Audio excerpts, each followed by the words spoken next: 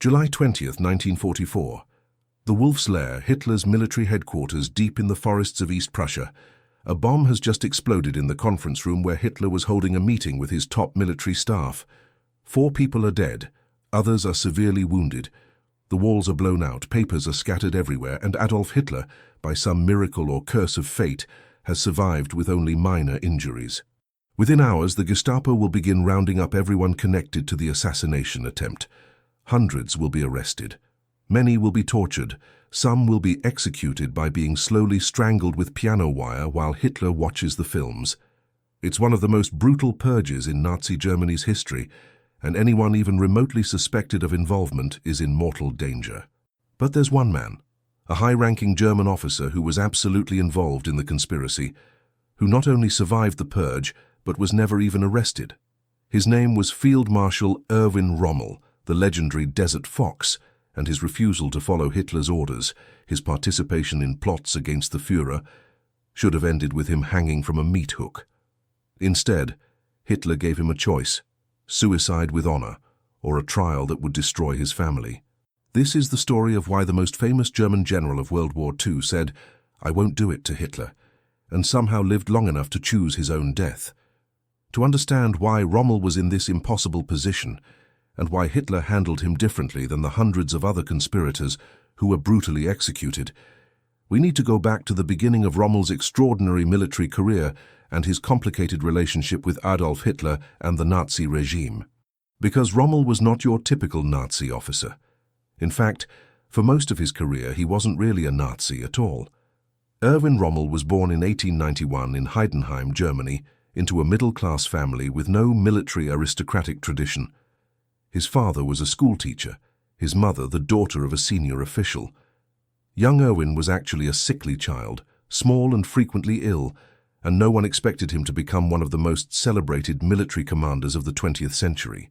But he was drawn to the military life, and in 1910, at age 18, he joined the German army as an officer cadet. He proved to be a natural soldier, combining physical courage with tactical brilliance and an ability to inspire men under his command. During World War I, Rommel distinguished himself repeatedly in combat. He fought on the Western Front in France and then in the mountain warfare of the Italian campaign. He led from the front, often personally leading assaults and reconnaissance missions. He was wounded multiple times but always returned to duty. By the end of the war, he had earned Germany's highest military decoration, the Pour le Mérite, known as the Blue Max, for extraordinary bravery and tactical genius. He was 27 years old and already recognized as one of Germany's most promising young officers. But when World War I ended with Germany's defeat in 1918, Rommel's career could have easily ended too. The German military was drastically reduced under the terms of the Treaty of Versailles. Many officers were forced out. But Rommel was kept on, a testament to how highly regarded he was. Through the 1920s and early 1930s, he served as an instructor at military academies, teaching infantry tactics and leadership. He married his wife Lucy in 1916, and they had a son named Manfred in 1928. Rommel was building a quiet, respectable career as a professional soldier in the reduced German army. Then came 1933 and the Nazi seizure of power. This is where Rommel's story gets complicated. He was not an early Nazi supporter. He didn't join the party. He didn't participate in the political street fighting of the early 1930s. His loyalty was to Germany and to the military, not to Nazi ideology. But like many German officers, he saw the Nazis as restoring Germany's military strength and national pride after the humiliation of World War I and the Treaty of Versailles. He approved of rearmament, he supported the rebuilding of the German military, and he believed that a strong Germany needed a strong military, regardless of who was in political power. Hitler, for his part, recognized Rommel's brilliance and began to cultivate him. In 1938, Rommel was given command of the battalion responsible for Hitler's personal security during the annexation of the Sudetenland and later during the occupation of Czechoslovakia. This put Rommel in regular contact with Hitler, and the Führer was impressed by the professional, competent officer. Rommel, in turn, was flattered by the attention from Germany's leader and appreciative of the opportunities for advancement that the Nazi regime was providing. But Rommel never became a Nazi in any ideological sense. He never joined the party. He didn't espouse anti-Semitism or racial ideology. He treated prisoners of war according to the Geneva Conventions, which was far from universal among German commanders. He refused to carry out several orders that he considered dishonorable or militarily unnecessary. His loyalty was to Germany, to his soldiers, and to his own sense of military honor, not to Hitler personally or to Nazi ideology. When World War II began in September 1939, Rommel was given command of Hitler's personal headquarters guard during the invasion of Poland. But he desperately wanted a combat command. He lobbied Hitler directly for an assignment, and in early 1940 he was given command of the 7th Panzer Division for the invasion of France. This is where Rommel's legend truly began. During the invasion of France in May-June 1940, Rommel's 7th Panzer Division moved so fast and covered so much ground that it earned the nickname Ghost Division. The Allies couldn't track its movements. Rommel would appear where he wasn't expected, strike hard, and disappear before effective resistance could be organized. He led from the front, often personally directing tank battles from the turret of his command vehicle. He took risks that would have gotten other commanders court-martialed, but his instincts were nearly always right. By the time France surrendered in June 1940, Rommel was a national hero in Germany and Hitler's favorite general. In February 1941, Rommel was sent to North Africa to command the newly formed Afrika Korps, German forces sent to support Italy's failing campaign against the British in Libya and Egypt. This is where Rommel became a legend, not just in Germany, but internationally. For the next 2 years, Rommel and his Afrika Korps fought a seesaw campaign across the North African desert against British Commonwealth forces. He won spectacular victories at places like Gazala and Tobruk. He came within striking distance of the Suez Canal, threatening Britain's lifeline to its empire in Asia. But more than his tactical brilliance, what made Rommel legendary was his style of warfare. He treated captured British soldiers with respect. He followed the rules of war even when it would have been easier not to. There are numerous accounts of Rommel personally ensuring that wounded British soldiers received medical care, that prisoners were treated humanely, that captured officers were accorded military courtesy. In one famous incident, Rommel visited a British field hospital and was so appalled by the poor conditions that he ordered his own medical supplies to be shared with British wounded. This earned Rommel a unique status. He was respected and even admired by his enemies. British newspapers called him the Desert Fox, acknowledging his cunning and tactical skill. British officers spoke of him with a respect they rarely showed to German commanders. When Rommel was wounded in 1944, British bomber crews were ordered not to target his hospital. This kind of mutual respect between enemies was rare in World War II, and it made Rommel an anomaly. A German general fighting for Nazi Germany who was not personally hated by the Allies. But North Africa ultimately ended in defeat for Rommel. By late 1942, the British under General Montgomery had received massive reinforcements while Rommel's supply lines were being cut by Allied naval and air power. At the Battle of El Alamein in October-November 1942, Rommel was decisively defeated. He conducted a fighting retreat across North Africa, but by May 1943, all German forces in North Africa had surrendered. Rommel himself had been evacuated due to illness before the final surrender, but the Afrika Korps that he had led to so many victories was destroyed. Hitler, looking for someone to blame for the North African disaster, could have turned on Rommel. But Rommel was too popular, too valuable as a propaganda symbol. Instead, Hitler gave him a new assignment: preparing the defenses of occupied France against the Allied invasion that everyone knew was coming.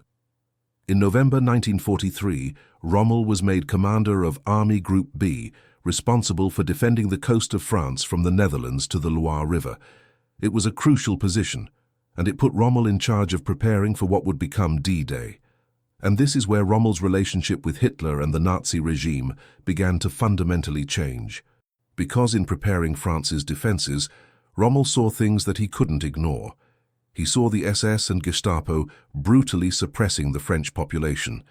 He learned about the deportation of French Jews to concentration camps. He saw the corruption and incompetence of Nazi bureaucracy.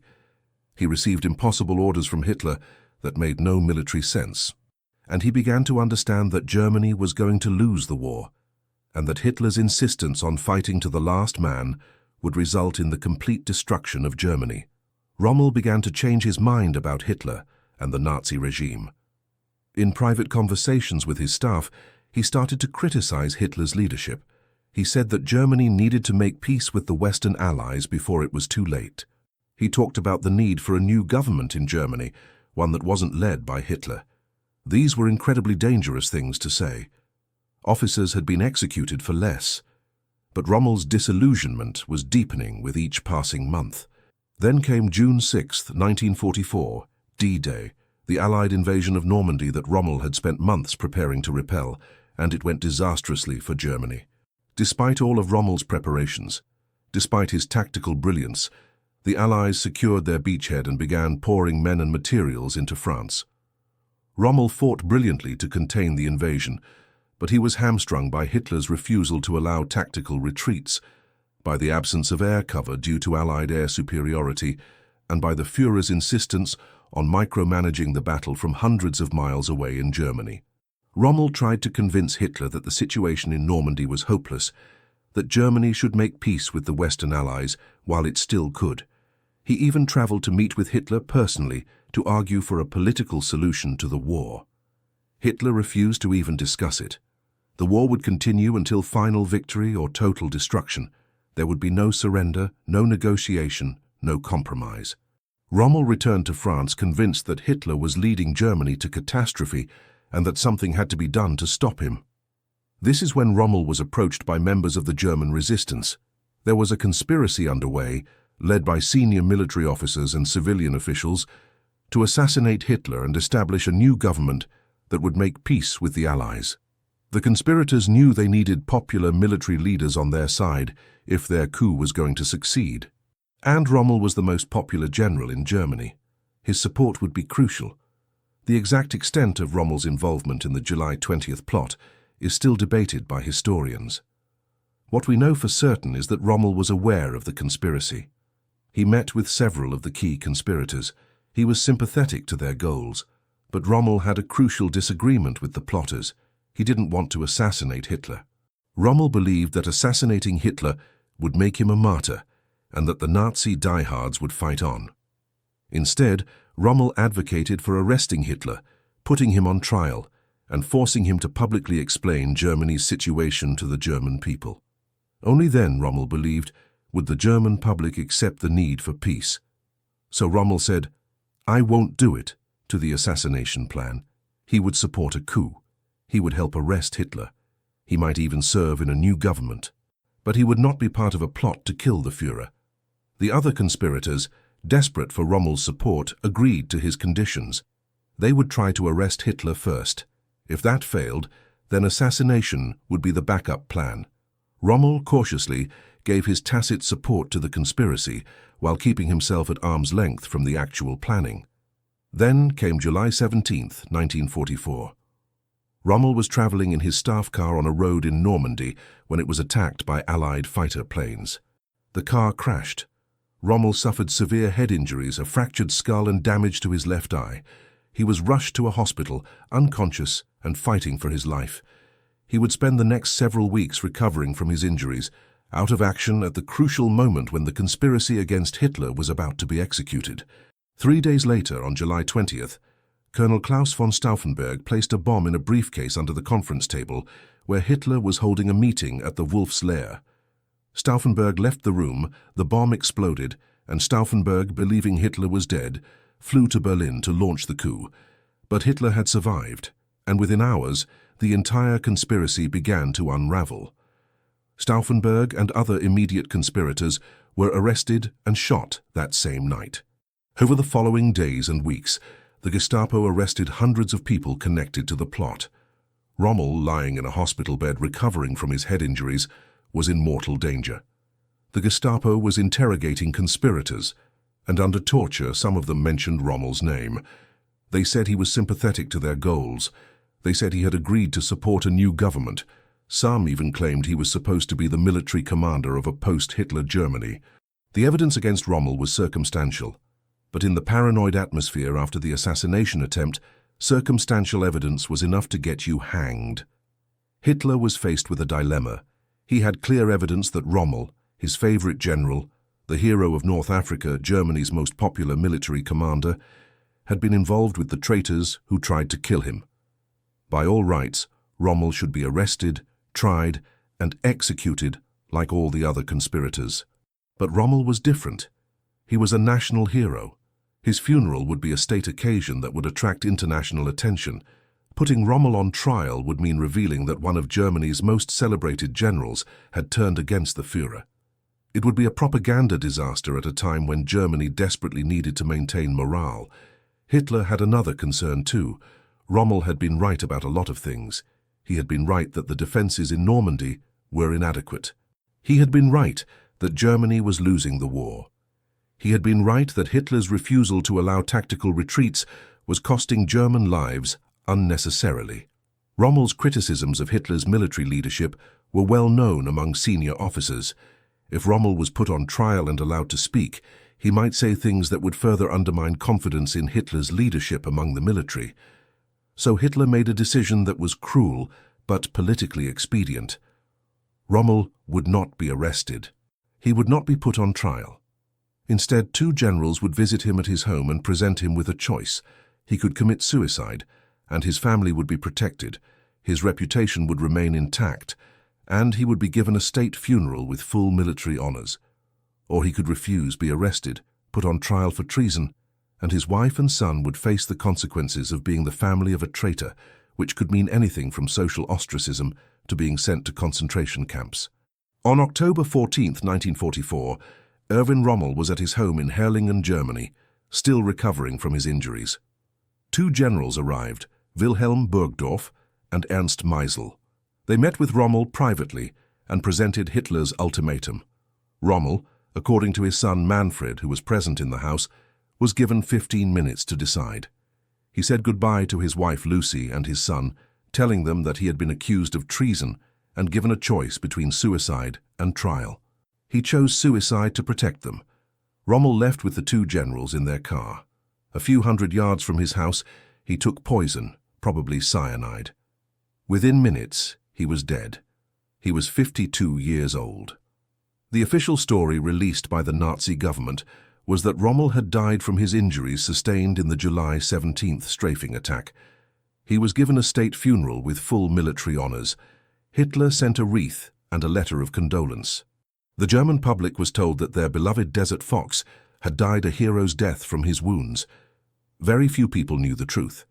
So why didn't Hitler simply shoot Rommel like he did hundreds of other conspirators? The answer is complicated and reveals as much about the nature of the Nazi regime as it does about Rommel himself. First and most importantly, Rommel was too famous. He was a genuine popular hero in Germany, respected even by the Allies. Executing him would raise questions that Hitler couldn't afford to answer. What had Rommel done to deserve execution? Why was Germany's most celebrated general being treated as a traitor? The truth that Rommel had lost faith in Hitler's leadership and supported removing him from power would undermine Hitler's authority precisely when he needed Germans to keep fighting. Second, Rommel's involvement in the conspiracy was ambiguous enough that Hitler could rationalize treating him differently. Rommel hadn't planted the bomb. He hadn't been in the room when the assassination attempt happened. He had specifically said he didn't support assassinating Hitler. His position was that Hitler should be arrested and put on trial, not killed. This gave Hitler a way to view Rommel as misguided rather than treasonous, as someone who had made a mistake in judgment rather than actively trying to murder the Führer. Third, and perhaps most cynically, forcing Rommel to commit suicide solved multiple problems for Hitler at once. It eliminated a potential rival and critic while maintaining Rommel's reputation and thus avoiding a propaganda disaster. It sent a message to other officers that even the most popular generals were not beyond Hitler's reach if they betrayed him. And it allowed Hitler to present Rommel's death as a tragic loss from wounds rather than an execution, which maintained morale among German troops who revered Rommel. But there's also a fourth factor that's more speculative. Hitler may have had a genuine personal regard for Rommel that made him hesitate to order his execution. Hitler had cultivated Rommel, promoted him, given him crucial commands. Rommel had delivered victories when Hitler desperately needed them. There may have been a part of Hitler that couldn't quite bring himself to have Rommel dragged before a people's court and hanged like the other conspirators. Forcing Rommel to suicide was brutal, but it was less brutal than the torture and execution that awaited the other plotters. It was Hitler's version of mercy, twisted and terrible as that mercy was. The tragedy of Rommel's story is that his famous quote, "I won't do it," referring to his refusal to support assassinating Hitler, may have actually sealed his fate. If Rommel had fully committed to the conspiracy, if he had been actively involved in planning the assassination, he might have been executed immediately after July 20th, like Stauffenberg and the others. But because his involvement was more limited and ambiguous, he survived long enough for Hitler to devise the crueler option of forced suicide. Rommel's attempt to maintain a moral line, to support removing Hitler from power without being party to his murder, left him in a grey area that Hitler exploited. We also need to talk about Rommel's legacy and how it's been complicated by his association with Nazi Germany. After the war, Rommel became something of a controversial figure. Some portrayed him as the good German, a professional soldier who fought honorably for his country and eventually turned against Hitler. Others pointed out that regardless of his personal views, he had served the Nazi regime for years, had enabled Hitler's conquests, and had waited until Germany was clearly losing the war before seriously opposing Hitler. Both views have some truth to them. Rommel was not a Nazi ideologue. He didn't participate in war crimes or atrocities. He treated prisoners and civilians with a respect that was rare among German commanders. He followed the laws of war when many of his peers did not. And in the end, he did recognize that Hitler was leading Germany to destruction, and he did support removing Hitler from power, even if he drew the line at assassination. These things matter and distinguish him from many other German generals. But Rommel also benefited from serving the Nazi regime. His career flourished under Hitler. He accepted promotions, honors, and commands that came from a genocidal government. He fought brilliantly for Germany's conquests in France and North Africa, which were part of Hitler's larger plan for German domination of Europe. His opposition to Hitler came very late, only after it was clear that Germany was losing. If Germany had been winning in 1944, would Rommel have supported removing Hitler? We can't know, but it's a question worth asking. The story of I Won't Do It, and why Hitler didn't shoot Rommel, is ultimately a story about fame, pragmatism, and the impossible choices people face under totalitarian regimes. Rommel had fame that protected him in a way that less well-known conspirators did not. Hitler's pragmatism led him to choose forced suicide over public execution because it better served his propaganda needs. And Rommel faced an impossible choice between active participation in assassination, which violated his sense of military honor, and full loyalty to a leader he knew was destroying Germany. In the end, Rommel's refusal to fully commit to either side, his attempt to find a middle path between loyalty and rebellion, left him vulnerable to Hitler's most cynical form of punishment. He was given a choice, but it was a choice between two forms of death: suicide with honor or execution with dishonor. There was no option for life. There was no redemption or pardon. Hitler had decided Rommel had to die. The only question was how and what story would be told about it. The truth about Rommel's death remained hidden for years. His wife Lucy knew, but was too afraid to speak publicly. His son Manfred knew, but kept silent during the war. It wasn't until after Germany's defeat and the full truth about the July 20th plot came out that people began to understand what had really happened to the Desert Fox. The state funeral, the official story of dying from wounds, the wreath from Hitler, it had all been an elaborate lie to cover up the fact that Germany's most famous general had been forced to commit suicide for disloyalty to the Führer. Today, when we look at Rommel's story, we see a man caught between competing loyalties: loyalty to his country, loyalty to his soldiers, loyalty to his own sense of honor, and the increasingly clear understanding that his country was being led by a madman. He made choices that were neither purely heroic nor purely complicit. He served a terrible regime while trying to maintain his personal honor. He opposed Hitler, but not early enough or forcefully enough to prevent catastrophe. He said, "I won't do it" to assassination, but was willing to support a coup. These contradictions make him a fascinating and tragic figure.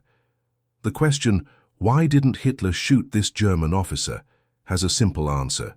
Because shooting him would have created bigger problems than forcing him to commit suicide. But the deeper question is, what does Rommel's story tell us about resistance, complicity, and individual choice under dictatorship? And here, the answers are more complicated. Rommel shows us that even within an evil system, individuals can maintain some degree of personal integrity. But he also shows us the limits of that integrity when it's not backed by early and decisive action against evil. Rommel was undoubtedly brave in combat. He was tactically brilliant. He was respected by his enemies and loved by his soldiers. He treated prisoners humanely when others did not. In the end, he recognized Hitler's madness and supported removing him from power. These are not small things. But he also served Hitler for years, enabled Nazi conquests, and only turned against the regime when Germany was losing. His resistance came late and was ultimately insufficient to save himself or change the course of history. The forced suicide of Erwin Rommel on October 14, 1944, removed one of Germany's most capable generals at a time when Germany desperately needed military leadership. But more than that, it eliminated a voice that might have convinced other German officers to stop fighting a war that was already lost. Hitler couldn't afford to have Rommel publicly arguing that Germany should surrender. So Rommel had to die, but in a way that maintained his legend and thus didn't undermine German morale. It was a coldly calculated decision that sacrificed a man to preserve a lie. In the final months of World War II, as Germany collapsed and the full horror of the Holocaust was revealed, Rommel's death took on additional significance. Here was a man who could have been a voice for sanity, who could have used his fame and influence to argue for ending the war earlier and saving lives. Instead, he was silenced by a regime that valued propaganda over human life. His death was one more tragedy in a war full of tragedies, one more life wasted by Hitler's megalomaniacal refusal to accept defeat. When the war ended in May 1945, just 7 months after Rommel's death, Germany lay in ruins. Millions were dead. Cities were destroyed. The Holocaust had murdered 6 million Jews and millions of others. Everything Rommel had feared had come to pass. Hitler's refusal to surrender, his insistence on fighting to the bitter end, had resulted in Germany's total destruction. Rommel had seen this coming and had tried, however inadequately and belatedly, to prevent it. For this, he had been forced to take poison in the back of a car a few hundred yards from his home. The story of Erwin Rommel and his 3 words, "I won't do it," reminds us that moral choices under dictatorship are rarely clear-cut, that fame can be both a protection and a trap, that standing up to evil is necessary but dangerous, and that even when you stand up it may be too late. Rommel's story doesn't give us a clear hero or villain. It gives us a complicated, flawed human being who made some right choices and some wrong ones, who served evil while trying to maintain personal honor, and who ultimately paid with his life for a resistance that came too late to matter. Hitler didn't shoot Rommel because shooting him would have been inconvenient. That's the brutal truth. It wasn't mercy, though Hitler probably told himself it was. It wasn't respect for Rommel's service, though that may have played a role. It was pragmatism, calculation, propaganda management. Rommel had to die, but his death had to serve Hitler's purposes. So instead of a public execution, there was a private suicide. Instead of a traitor's disgrace, there was a hero's funeral. Instead of truth, there was a carefully constructed lie that lasted until the regime that created it collapsed into well-deserved oblivion. Today, Rommel is remembered as one of the most skilled military commanders of World War II. His tactics are still studied in military academies. His name is synonymous with brilliant leadership and tactical innovation. But his story is also a reminder of the moral compromises that people make when serving evil regimes, and the fact that even legendary generals are ultimately powerless against dictators who see them as tools to be used and discarded. Rommel said, "I won't do it," to assassination, but in the end he couldn't say no to his own death. That's the terrible price he paid for his years of service to Hitler and his late, incomplete resistance to Nazi tyranny.